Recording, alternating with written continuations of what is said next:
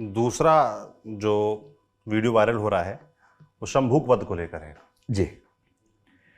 उस पर क्या कहेंगे आप? शंभूक का जो प्रसंग है ये बहुत ही विवादास्पद प्रसंग है हमारी रामकथा में, और मतलब अच्छा तो नहीं लगता है, मुझे भी नहीं अच्छा लगता है। मैं ईश्वर से प्रार्थना करता हूँ कि काश ये प्रसंग न होता, पर ये प्रसंग है तो मैं क्या करूँ उसमें। ये जो पुस्तक है इसका नाम आपने खूब सुना होगा, ये रामायण है, श्रीमद् वाल्मीकि रामायण। गीता प्रेस गोरखपुर से छपी है, उसका द्वितीय भाग है। ये पुरानी पुस्तक मेरे पास रखी थी, मैं वहीं से लेके आ गया हूँ। ये उसका पृष्ठ संख्या 774 और 775 है, इसको भी आप आराम से ध्यान से देख सकते हैं। ठीक है, 775वें पृष्ठ पर इसका 76वां सर्ग शुरू हो रहा है, और 76वें सर्ग में ये कहानी पहली बार आई है, उत्तरकांड में आई है। अब आज मैंने ट्विटर पे कुछ लोगों ने मुझे रेफरेंसेस भेजे जिसमें लोग कह रहे हैं कि रामायण में तो उत्तरकांड है ही नहीं, तो ये उत्तरकांड की बात कैसे कर रहा है।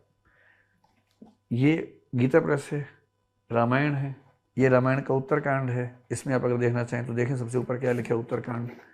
अब कुछ लोगों ने अपनी कल्पना से ये मान लिया कि उत्तरकांड रामचरित या रामायण का हिस्सा नहीं है, तो उसमें मैं क्या कर सकता हूँ, इसमें तो लिखा हुआ उत्तरकांड। और इस प्रसंग में जो बात कही जा रही है वो क्या है, देखिए मैंने ये संदर्भ क्यों दिया, तुलसीदास क्यों प्रगतिशील हैं। प्रसंग ये है कि शंभूक एक शूद्र व्यक्ति था, वो तपस्या कर रहा था त्रेता युग में। एक, मुझे पूरी कहानी उस समय ध्यान नहीं थी तो मैंने बहुत संक्षेप में कही थी, अब मैं थोड़ा ध्यान से विस्तार में पढ़ा। एक ब्राह्मण के पुत्र की असमय मृत्यु हो गई 12-13 साल की उम्र में, तो वो रोता हुआ विलाप करता हुआ राजा राम के पास पहुंचा। राम उस समय राजा बन चुके हैं। तो राम ने पूछा, बताओ क्या बात है भाई।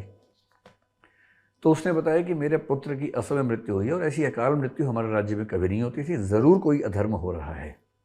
और चर्चा होते होते समझ में आया कि अधर्म का मतलब ये है कि कोई ब्राह्मण या क्षत्रिय के अलावा कोई है जो तपस्या कर रहा है, तो उसमें यह प्रसंग आता है। तो फिर राम को निर्देश मिला कि वो इस चीज़ को सुधारें। राम खोजते हुए गए, और जब खोजने के बाद पहुंचे तो उनको ऐसा दृश्य दिखा, एक व्यक्ति पेड़ से उल्टा लटका हुआ तपस्या कर रहा था। राम ने उससे पूछा, बड़ी विनम्रता से पूछा कि आप कौन हैं, किस वर्ग से हैं, किस जाति से हैं, किस समुदाय से हैं। और लंबी बातचीत हुई। उसके बाद उसने बताया कि आप मुझे शूद्र समझिए, ये तीसरे श्लोक का हिस्सा है, आप मुझे शूद्र समझिए, मेरा नाम शंभूक है। उसका जो अगला छंद है, भाषतस्तस्य शूद्रस्य खड्गम सुरुचिर प्रभम निष्कृष्य कोशाद विमलम शिरच्छेद राघव। वो क्या कह रहा है, वह इस प्रकार कह ही रहा था कि श्री रामचंद्र जी ने म्यान से चमचमाती हुई तलवार खींच ली और उसी से उसका सिर काट लिया।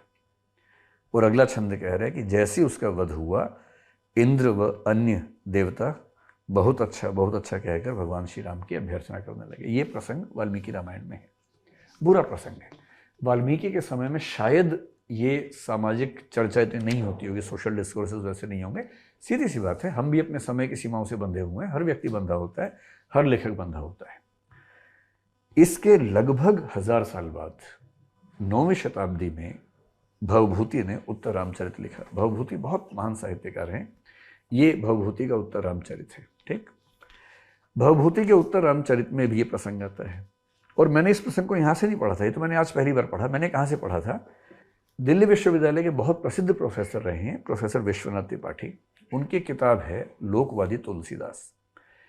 तुलसीदास का अध्ययन करने के लिए मानते हैं कि इससे बढ़िया कोई किताब नहीं, इतनी गहरे अनुसंधान से किताब लिखी हुई है। और विश्वनाथ त्रिपाठी होना मजाक नहीं है, 50-60 साल की तपस्या करनी पड़ती है, तब जाके व्यक्ति उस स्तर पे अध्ययन कर पाता है। सारी पुस्तकों का अध्ययन विश्लेषण किया उन्होंने। मैंने ये किताब पढ़ी हुई थी, और इस किताब में क्या लिखा है मैं कुछ पंक्तियां पढ़ देता हूँ। वाल्मीकि, भवभूति, तुलसी और निराला के राम चरित्र में जो अंतर है उसका कारण इन महावीर कवियों के युगबोध का अंतर है। राम कथा में एक प्रसंग ऐसा है, ये इसमें पृष्ठ 25 पर है, कोई पढ़ना चाहे तो पृष्ठ 25 में इस पूरे प्रसंग को देख सकता है। राम कथा में एक प्रसंग ऐसा है जहां वाल्मीकि और भवभूति के राम शंभूक नामक शूद्र का वध करते हैं। उस बेचारे का कसूर यह था कि शूद्र होकर भी तपस्या कर रहा था।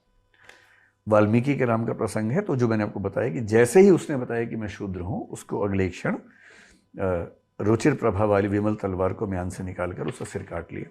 लेकिन वाल्मीकि के बाद जब भवभूति का जिक्र आता है, बहुत अच्छी बात है कि भवभूति के राम के मन में अंतर्द्वंद्व है कि क्या मैं इसको मारूं या ना मारूं। ये उस वीडियो में है, जो पूरा वीडियो है, मैंने यही बात बताई है उसमें।